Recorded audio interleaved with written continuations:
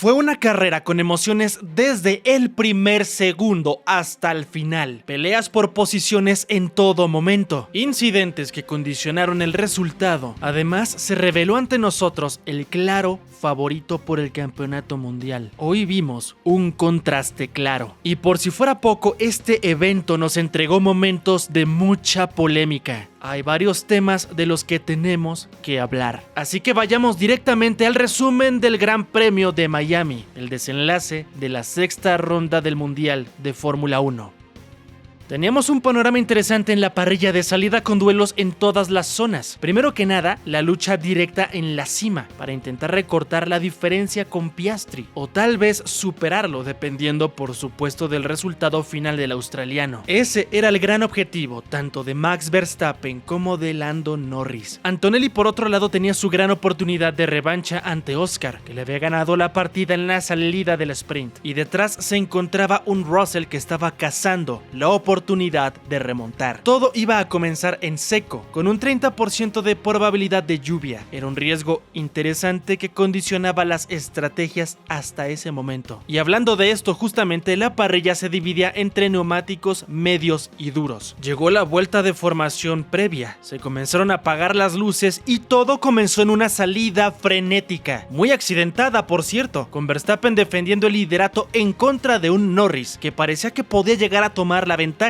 Esto después de un bloqueo en la primera curva por parte del neerlandés, aunque Max le cerró la puerta provocando que Lando se saliera del trazado y de esta manera cayó a la sexta posición, condicionando así sus aspiraciones por descontar en el campeonato. Primer momento de mucha discusión. Para algunos fue una maniobra limpia por parte de Max, para otros un movimiento sucio que merecía una sanción, que por cierto Control de Carrera determinó que no merecía ningún tipo de investigación. Por lo tanto, no había ningún tipo de sanción en contra del actual campeón del mundo. No fue el único accidente que llegamos a ver. Liam Lawson y Jack Doohan tuvieron un contacto en la primera curva. Esto provocó el abandono del piloto de Alpine y daños importantes en el RB del neozelandés. En la vuelta número 2 llegó la primera pausa de actividad y esto fue muy rápido. La razón era un virtual safety car mientras sacaban completamente el monoplaza de Jack Doohan. Se había quedado en una escapatoria, eso es cierto, pero los comisarios necesitaban más espacio de maniobra, por lo tanto, llegó este protocolo que pausó todos los ataques en el trazado. Aunque esto fue bastante breve porque la bandera verde regresó en la vuelta número 3. Los pilotos necesitaban reaccionar de manera perfecta, porque en cuanto se anuncia la bandera verde, los ataques ya son permitidos. Vuelta número 4, la urgencia por parte de Norris era inmensa. Necesitaba acercarse una vez más a los líderes, porque está en juego el campeonato de pilotos. Como ya te había comentado, en ese momento estaba sexto. De inmediato comenzó a atacar al Williams de Alexander Albon, consiguiendo el adelantamiento en la curva número 11. Con ese movimiento ya era quinto y delante estaba George Russell. Seguimos adelante, vuelta número 7. Habían muchos ataques en varias zonas de la parrilla. Los Ferrari tratando de remontar, también Lando en contra de los Mercedes y obviamente la lucha por el liderato de la competencia entre Max y Oscar. En esta misma vuelta veíamos cómo Norris conseguía el sobrepaso en contra de Russell. Y es que el piloto de Mercedes estaba sufriendo un poco con esos neumáticos de compuesto duro. La ventaja en esa primera parte del stint la tenían quienes habían iniciado con neumáticos de compuesto medio. Con esto el piloto de McLaren ya era cuarto, delante estaba Kimi Antonelli. Había mucho movimiento en la competencia. En la vuelta número 9 veíamos diferentes circunstancias. Primero que nada, Charles Leclerc no conseguía igualar el ritmo de carrera de Alexander Albon. El FW46 estaba siendo superior a la Ferrari. Además estaba incrementando el ritmo de Oscar Piastri, que estaba atacando ya con DRS a Max Verstappen. Era una lucha intensa, pero también presenciábamos otro adelantamiento de Lando Norris en contra de Kimi Antonelli. La diferencia de ritmo entre el MSL39 y los W16 era abismal. Ahora Norris tenía delante a su compañero de equipo y se encontraba ya en zona de podio. Para la vuelta número 11 parecía que llegaba un reporte del clima que cambiaría absolutamente todo. Algunas gotas se veían en el trazado, lluvia ligera, en particular en algunas zonas del circuito. Además, algunos ingenieros comentaban a sus pilotos que se esperaba una lluvia intensa. Esta situación condicionó a todos los pilotos a ajustar la estrategia, dando consecuencias muy importantes y ya verás por qué más adelante. En el giro número 12 se vio una pelea que fue en incremento de intensidad. Max Verstappen contra Oscar Piastri por el liderato de la carrera. Max se mantenía todavía en la primera posición, defendiendo con mucha fuerza y explotando al 100% la gran tracción que tiene el RB21, especialmente en la salida de la curva número 16, en donde justamente lograba defenderse con gran eficiencia. Mantenía controlado al MSL39, aunque el australiano estaba siendo muy inteligente, no se estaba desesperando. Giro 14, y es ahí donde vimos que Piastri por fin adelantaba a Verstappen. Una lucha muy emocionante, fuerte pero limpia, y de inmediato comenzó otra lucha, en este caso Max en contra de Lando, y esto dejó más de lo mismo, a un neerlandés tratando de defenderse al máximo, repitiendo la fórmula que había implementado en contra de Piastri. Para el giro 17 esta lucha se mantenía. En la curva número 11, Lando y Verstappen se fueron largos, salieron del trazado y así el McLaren ganaba la segunda posición, pero Verstappen consiguió recuperarse en la curva número 17. Evidentemente ahí mucho tuvo que ver la situación que habíamos vivido en la número 11, en donde casi tienen contacto consecuencia del ataque de Norris, por lo tanto estaba obligado a devolver la posición. El británico lo ejecutó de manera correcta para no ser acreedor a una penalización, pero por supuesto el ataque siguió de inmediato. Para el giro 19, Norris conseguía por fin adelantar a Max perfectamente en la misma curva número 11, aunque el campeón del mundo intentó atacar con DRS en la gran recta, luego de la 16, tratando de aprovechar la virtud del RB21, pero al final Verstappen no pudo igualar el ritmo del auto papaya, que por cierto para estas alturas ambos FW46 de Williams seguían sexto y séptimo, teniendo mucho mayor ritmo que los dos Ferrari. Albon y Sainz estaban teniendo una gran carrera. Seguimos adelante en la vuelta número 21, los dos MSL39 se habían escapado del pelotón con claridad. Piastri ya estaba a 9 segundos de su compañero de equipo que se encontraba segundo, y Max se quedó relegado a 3 segundos de Norris. No había comparación en el ritmo de carrera, ambos McLaren estaban siendo sumamente superiores. En este mismo giro también se evidenciaba el pésimo desempeño del SF25 en tandas largas. Hamilton no conseguía ganar la posición ante Ocon. Durante 21 giros esto sucedió, pero una vuelta después por fin el 7 veces campeón del mundo lograba el sobrepaso. Vuelta número 23 y es cuando vimos que algunos pilotos ingresaron para el cambio de neumáticos, aunque los corredores que estaban en la cima estaban esperando. El riesgo de lluvia seguía latente según los reportes que tenían en el radar y eso condicionaba a otra detención. La estrategia para ellos era estirar ese primer stint lo máximo posible, evitar más pérdida de posiciones, pero eso estaba siendo un reto completo porque ya estaban empezando a perder mucho rendimiento quienes tenían neumático de compuesto medio. Continuamos con el giro 26, es cuando vimos el primer ingreso de pilotos que estaban en los equipos punteros. En este caso, Kimi Antonelli fue llamado a boxes, pero desgraciadamente para él fue una parada lenta de 4.4 segundos. Era un intento de undercut en contra de Max, pero esto fue afectado por este error en los pits. Una vuelta después, Verstappen entró, justamente para cubrirse de este ataque estratégico. Consiguió quedar por delante del Mercedes cuando salió del pit lane. Por cierto, los Williams seguían mostrando un gran ritmo de carrera, peleando permanentemente con los equipos de punta. Y si te preguntas qué estaba pasando con los McLaren, bueno, te comento que estaban muy por delante del resto.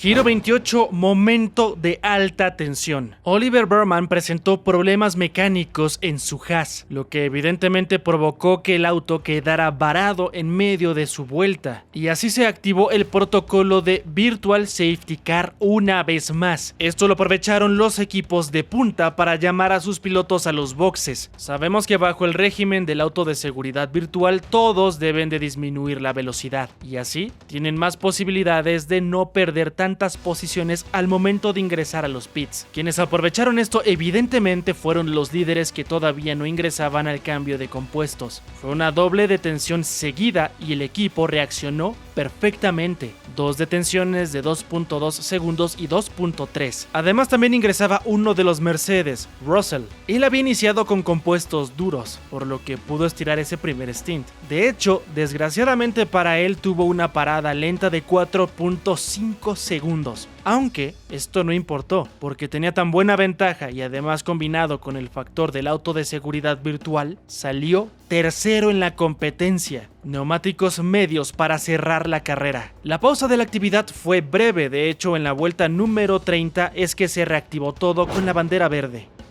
Parecía que no habría más pausas, pero en la vuelta número 33, una vez más se hizo presente el auto de seguridad virtual. Esto por otra falla de fiabilidad, en este caso fue Bortoleto, aunque fue mucho más breve, solamente un giro. Cuando terminó en la 34, los SF25 atacaron de inmediato al Williams. Sainz estaba vulnerable ante los dos Ferrari. El madrileño trató de defenderse, pero los dos pilotos del equipo Escarlata consiguieron hacer un espectacular doble adelantamiento en la primera curva, y con esto le estaban ganando la partida al Williams.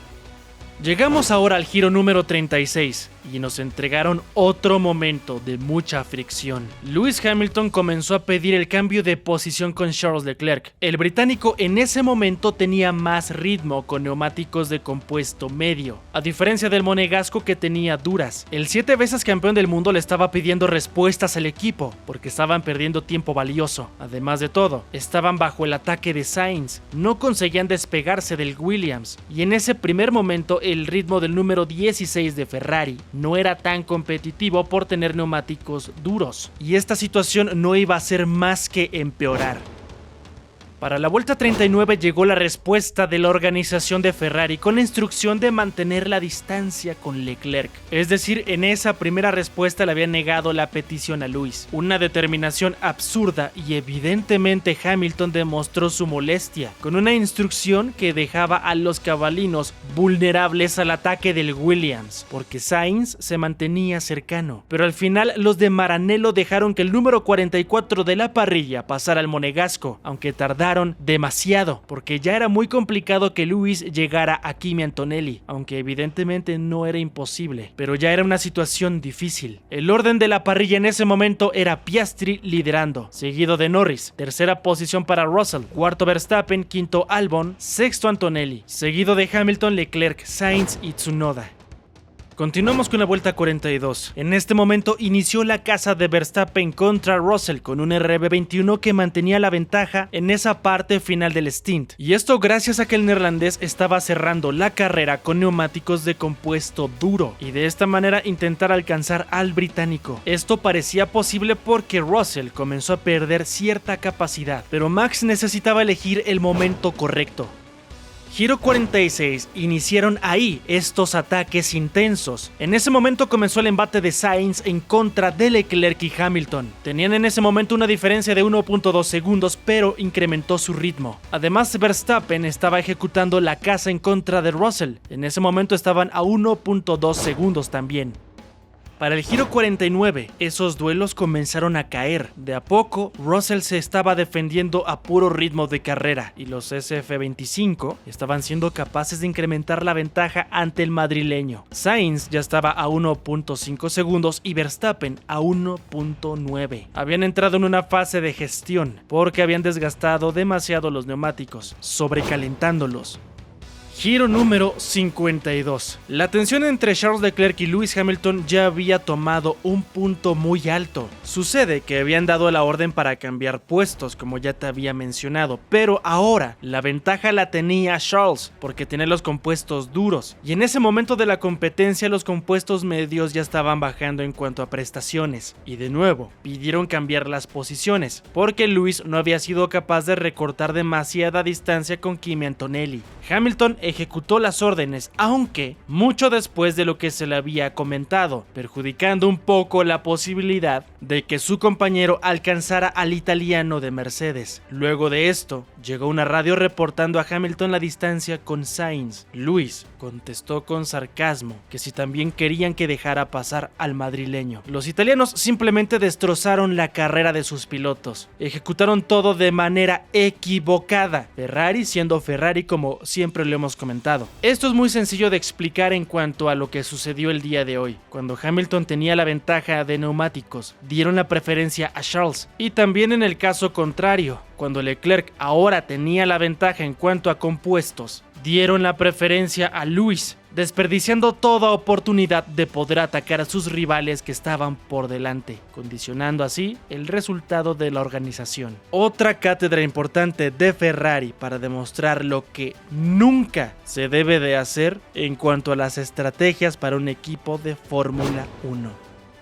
Último giro, número 57. Ya no vimos ningún cambio en el orden. Oscar Piastri pasaba antes que nadie por la línea de meta. El australiano conseguía la tercera victoria consecutiva, un primer lugar que le ayudaba a incrementar su ventaja ante sus rivales. El primer piloto de McLaren en conseguir 3 primeros puestos consecutivos desde Mika Häkkinen. Piastri ha demostrado ser muy fuerte en cuanto a ritmo de carrera y clasificación, siendo agresivo cuando debe de serlo, inteligente porque no se desespera tampoco. La prueba fue ese duelo que libró en contra de Verstappen, provocando el error del actual campeón del mundo, lo cual no es nada sencillo, aunque por supuesto el número 81 deberá de tener lo que todo campeón del mundo necesita: consistencia. Lando Norris logró una recuperación importante colocándose segundo y terminando de esa manera. Así incrementó la ventaja en contra de Max, pero perdió terreno en contra de su propio compañero de equipo. Ahora necesita responder en Imola, porque de lo contrario, si sigue esta tendencia, la ventaja para Piastri solamente incrementará. George Russell consigue otro podio para Mercedes en un resultado completamente inesperado para el británico, pero es la gran recompensa de no haber cometido errores. El W16 demostró cierta fortaleza, lo cual es muy positivo para Toto Wolff y compañía. El equipo alemán tiene un gran panorama, porque además llegan las mejoras para Imola, y sabemos que James Allison es muy eficiente. Max Verstappen, por otro lado, vio cómo se desplomó poco a poco su ritmo de carrera. Fue consistente al principio, compitiendo con los MSL39, pero después simplemente fue inferior infinitamente a McLaren y evidentemente también ante el Mercedes, que en todo momento quedó por delante de él en el último stint. Una cuarta plaza dolorosa, porque este fin de semana solamente fue saldo negativo para Red Bull, sin puntos en sprint y una cuarta posición en el Gran Premio de Miami. La gran apuesta ahora es ver las mejoras para Imola también. Es la fecha que inicia la guerra evolutiva, cuando todas las organizaciones llevan el paquete de mejoras más